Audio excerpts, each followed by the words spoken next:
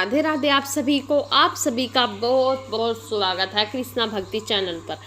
नमस्कार दोस्तों, आज की वीडियो में हम बात करेंगे श्रावण मास का 8वां अध्याय। श्रावण मास में किए जाने वाले बुध गुरु व्रत का वर्णन। ईश्वर बोले, हे संत कुमार, अब मैं समस्त पापों का नाश करने वाले बुध गुरु व्रत का वर्णन करूँगा, जिसे श्रद्धा पूर्वक करके मनुष्य परम सिद्धि प्राप्त करता है। ब्रह्मा जी ने चंद्रमा को ब्राह्मणों के राजा के रूप में अभिषिक्त किया। किसी समय उसने रूप तथा यौवन से संपन्न तारा नामक गुरु पत्नी को देखा। उसकी रूप संपदा से मोहित होकर वह काम के वशीभूत हो गया और उसने अपने घर में रख लिया। इस प्रकार बहुत दिन बीतने पर उसे बुध नामक एक पुत्र हुआ, जो बुद्धिमान, सौंदर्यशाली तथा सभी शुभ लक्षणों से युक्त था। गुरु बृहस्पति को ज्ञात हुआ कि तारा चंद्रमा के घर में स्थित है। तब उन्होंने चंद्रमा से कहा कि मेरी पत्नी को वापस कर दो। अनेक तरह से समझाने पर भी जब चंद्रमा ने तारा को वापस नहीं दिया, तब बृहस्पति देव ने देवताओं की सभा में जाकर देवराज इंद्र को यह वृत्तांत बताया और कहा, हे शुक्र, आप देवताओं के राजा हैं, अपनी आज्ञा से आप उसे दिलाएं, अन्यथा उस चंद्रमा के द्वारा किया गया पाप आपको ही निस्संदेह लगेगा, क्योंकि शास्त्र निर्णय के अनुसार प्रजा के द्वारा किए गए पाप को राजा भोगता है। पुराण में भी ऐसा कहा गया है कि दुर्बल का बल राजा होता है। गुरु का यह वचन सुनकर चंद्रमा ने कहा, मैं आपकी आज्ञा से तारा को तो दे दूंगा, किंतु इस पुत्र को नहीं दूंगा। शास्त्र के अनुसार विचार करके देवताओं ने उस बुध को चंद्रमा को दे दिया। इसके बाद गुरु को उदास देखकर देवताओं ने उन दोनों को वर प्रदान किया, हे चंद्र, अब तुम घर जाओ, यह तुम्हारा भी पुत्र है और बृहस्पति का भी है। यह तुम्हारा पुत्र ग्रहों में प्रतिष्ठ होगा। हे सुराचार्य, आप यह दूसरा भी शुभ वर ग्रहण कीजिए कि जो बुद्धिमान व्यक्ति आप दोनों बुध गुरु का व्रत मिलाकर करेगा, उसकी संपूर्ण सिद्धि होगी। यह सत्य है, इसमें संदेह नहीं। शंकर जी के लिए अत्यंत प्रिय इस श्रावण मास के आने पर जो लोग बुधवार तथा बृहस्पतिवार को पूजन व्रत करेंगे, उन्हें सिद्धि प्राप्त होगी। इस व्रत में दही तथा भात का निवेद व्रत सिद्धि में मूल हेतु है। स्थान भेद से आप दोनों की मूर्ति लिखकर पूजन करने से भिन्न भिन्न फल प्राप्त होता है।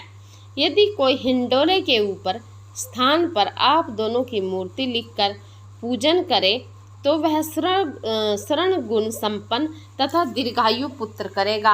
यदि मनुष्य कोषागार में मूर्ति को लिखकर पूजन करता है, तो उसके कोष बढ़ते हैं और वे कभी अक्षय को प्राप्त नहीं होते।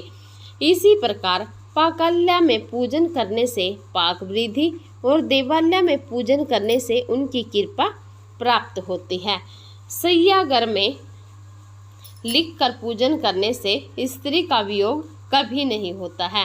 धान्य सागर में लिखकर पूजन करने से धान्य की वृद्धि होती है। इस प्रकार मनुष्य उन फलों को प्राप्त करता है। इस प्रकार 7 वर्ष तक करने के बाद उद्यापन करना चाहिए।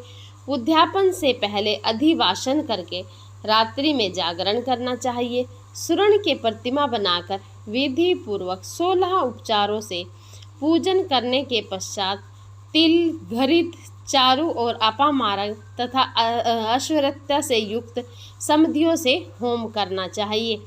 अंत में पूर्ण आहुति देनी चाहिए।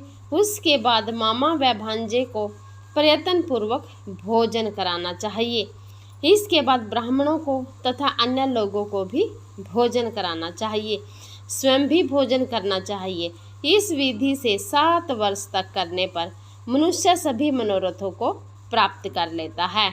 जो इसे विद्या की कामना से करता है, वह वेद व शास्त्र के अर्थों को जाने वाला हो जाता है। बुध बुद्धि प्रदान करते हैं और गुरु बृहस्पति गुरुता प्रदान करते हैं। संत कुमार बोले, हे भगवान, आपने जो यह कहा है, इस अवसर पर मामा तथा भांजे को भोजन करना चाहिए। यदि बताने योग्य है तो उसका कारण बताइए। ईश्वर बोले, हे संत कुमार, पूर्व काल में अत्यंत दीन तथा दरिद्र कोई 2 ब्राह्मण थे। वे दोनों मामा भांजे थे। उदार पूर्ति हेतु परिश्रम पूर्वक भ्रमण करते हुए वे दोनों किसी नगर में अन्न मांगने के लिए गए थे। उन्होंने घर घर में श्रावण मास में प्रत्येक वार को उस वार का व्रत होते हुए देखा, किंतु कहीं भी बुध गुरु का व्रत नहीं देखा। तब उन्होंने बहुत देर तक परस्पर विचार किया कि सभी वारों का व्रत तो सर्वत्र दिखाई पड़ रहा है, किंतु बुध गुरु का व्रत कहीं नहीं देखा। तब उन्होंने बहुत देर तक परस्पर विचार किया कि सभी वारों का व्रत तो सर्वत्र दिखाई पड़ रहा है, किंतु बुध गुरु का कहीं नहीं। अतः चूंकि यह व्रत अनुचित है, इसलिए हम दोनों को चाहिए कि शुभ व्रत का अनुष्ठान आदरपूर्वक करें। किंतु हे संत कुमार, इसकी विधि न जानने के कारण वे दोनों संशय में पड़ गए। तब रात्रि में उन्हें स्वप्न में इस व्रत की विधि दृष्टोगोचर हो गई। इसके बाद उन्होंने उसकी विधि के अनुसार व्रत को किया, जिससे उन्होंने अपार संपदा की प्राप्ति की। प्रतिदिन उनकी संपत्ति बढ़ने लगी और सभी लोगों को ज्ञात भी हो गई। इसी प्रकार 7 वर्ष तक करके वे पुत्र व पौत्र से आदि से संपन्न हो गए। उसके बाद उनके ऊपर प्रसन्न होकर बुध व गुरु प्रकट हुए। उन्होंने उन दोनों को यह वर दिया, आप दोनों ने हम दोनों के निमित्त इस व्रत को परिवर्तित किया है। आज से कोई भी इस व्रत को, शुभ व्रत को करेगा, उसे व्रत की समाप्ति पर मामा तथा भांजे को प्रयत्न पूर्वक भोजन कराना चाहिए। इस व्रत के प्रभाव से उसे सभी कामनाओं की परम सिद्धि होती है और अंत में चंद्र सूर्य पर्यंत उसका हमारे लोक में वास होता है। आज की कथा यहीं पर समाप्त होती है। बुध गुरु की कथन का 8वां अध्याय पूर्ण हुआ। वीडियो अच्छी लगेगी प्लीज़ एक लाइक जरूर कर दीजिएगा। जय श्री कृष्णा, राधे राधे आप सभी को।